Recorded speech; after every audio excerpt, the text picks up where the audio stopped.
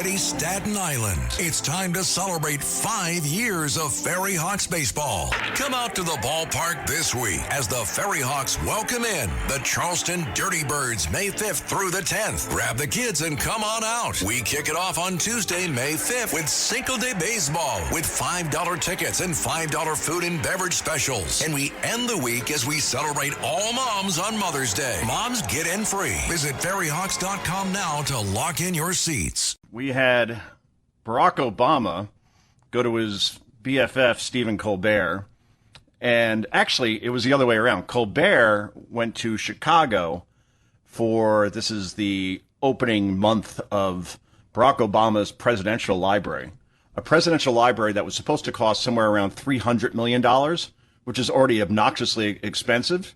Instead, this thing, because it's Obama, costs a lot more than he originally said it would. $850 million for a friggin' library. And this thing, if you've seen pictures of it, is one of the ugliest sculptures you will ever see. It is just a complete and total eyesore. But $850 million for a mediocre presidency, and I'm being very generous with that, because when you think about it, didn't do anything to stop Iran. Russia marched right into Crimea.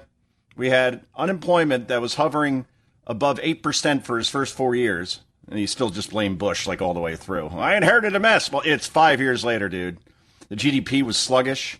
And Obamacare, if you like your doctor, you can keep your doctor. Oh, it's going to bring health premiums and health insurance costs down. Nope.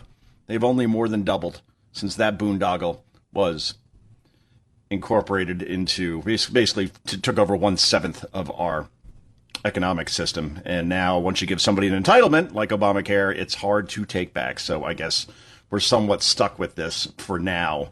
Anyway, so there goes Colbert. Colbert's on his goodbye tour. You'd think it's like Michael Jordan during his final season. I mean, again, Johnny Carson, 1993, when he went off the air, on his last broadcast, 55 million people tuned in. 55 million. Think about that number for a second.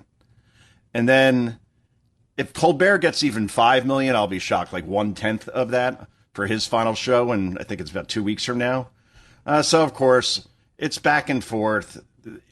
Colbert and Obama talking about how, hey, we really, really got to save democracy from Trump. Yeah, democracy in their world, especially Colbert's, is only talking to people that you absolutely agree with. He has not had on one Republican in 4 years. Oh, yeah, that's right. He had one, Liz Cheney, who campaigned with Kamala Harris, so it doesn't exactly count. Otherwise, according to the Media Research Center, more than 200 Democrat politicians in 4 years. And I'm not even talking about then other liberals and activists and so on. So the show is just, it's the same joke every night. And it stopped being funny a long time ago, if it was ever. Anyway, here's Obama saying, hey, you know, Stephen Colbert, you should run for president because you probably can do better than Trump. No, really? He said it. Cut number 8. Go. All right. I'm looking for a new gig soon.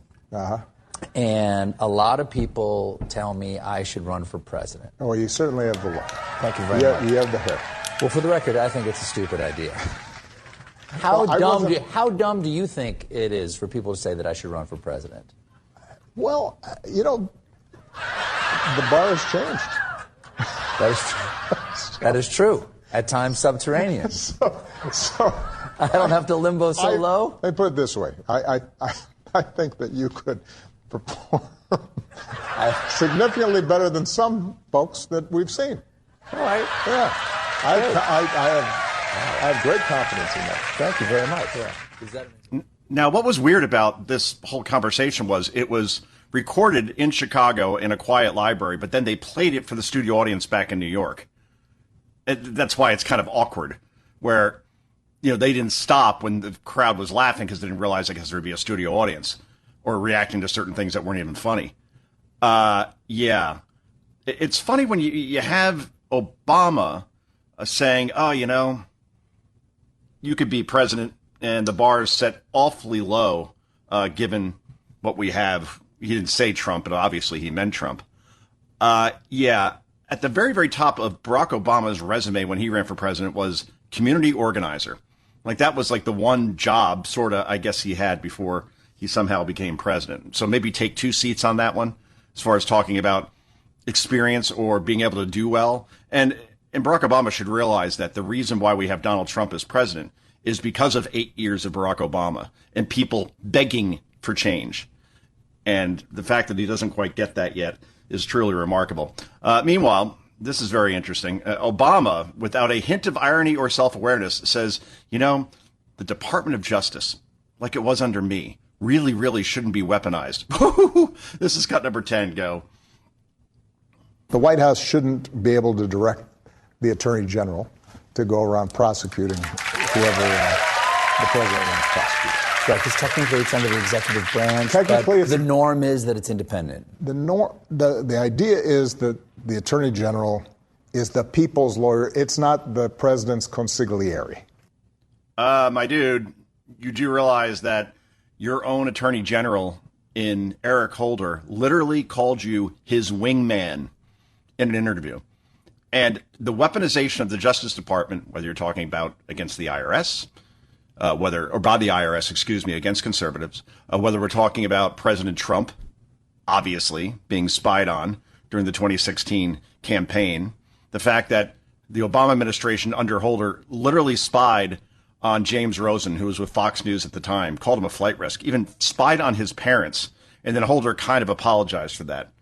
They seized secretly phone records from the Associated Press, and they rejected more FOIA or Freedom of Information Act requests than any administration in history.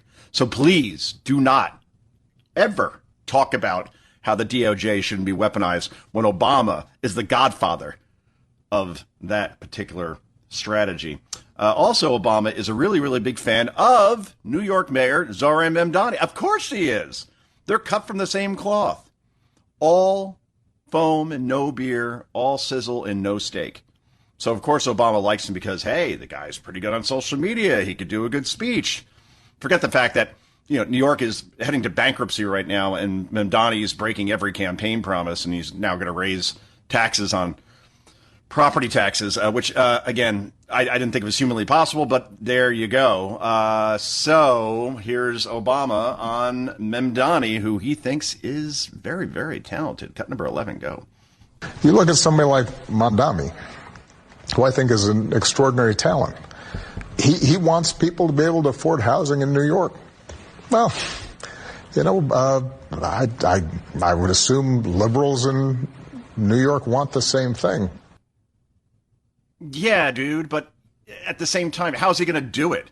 Oh, yeah, we want things less affordable. Yeah, that's a real epiphany right there. Well, that's a great campaign slogan. How do you do it? That's the question.